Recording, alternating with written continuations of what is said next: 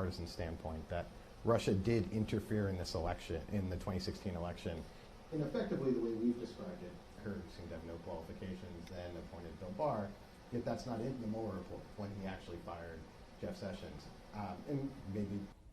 Well, I hope that where we are at this time tomorrow is with a better public understanding of the gravity of what the Russians did, the systemic nature of what the Russians did, and the gravity of what the Trump campaign did and what our own president did, how unethical it was, how unpatriotic it was. Whether it could be proved to meet all the elements of the crime of conspiracy to willingly invite, make use of foreign help, and not just foreign help, but help from a foreign adversary, a country that wishes us ill, and then to obstruct an investigation into that foreign interference for reasons of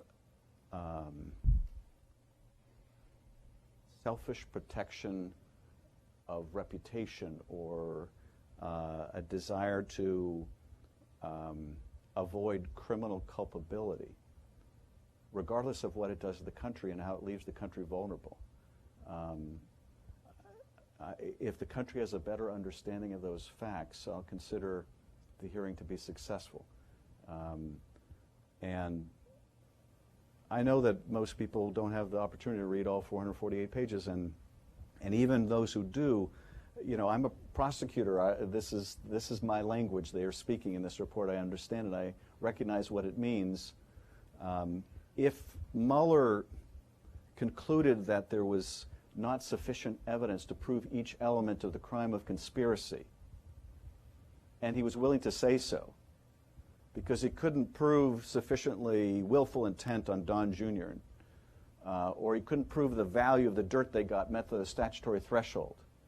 If he could say that there was not sufficient evidence of this, but he couldn't say that about obstruction, the negative inference is clear. There was sufficient evidence to prove the crime of obstruction. That's clear to me as a prosecutor. It's why more than 1,000 other prosecutors have said, if this were their case, if he wasn't the president, any other person would be indicted.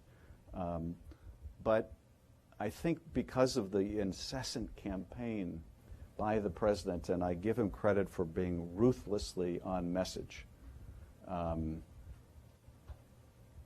he, I think, has endeavored to prevent the American people from understanding the seriousness, the appalling lack of integrity that he demonstrated during his campaign and demonstrates to this day.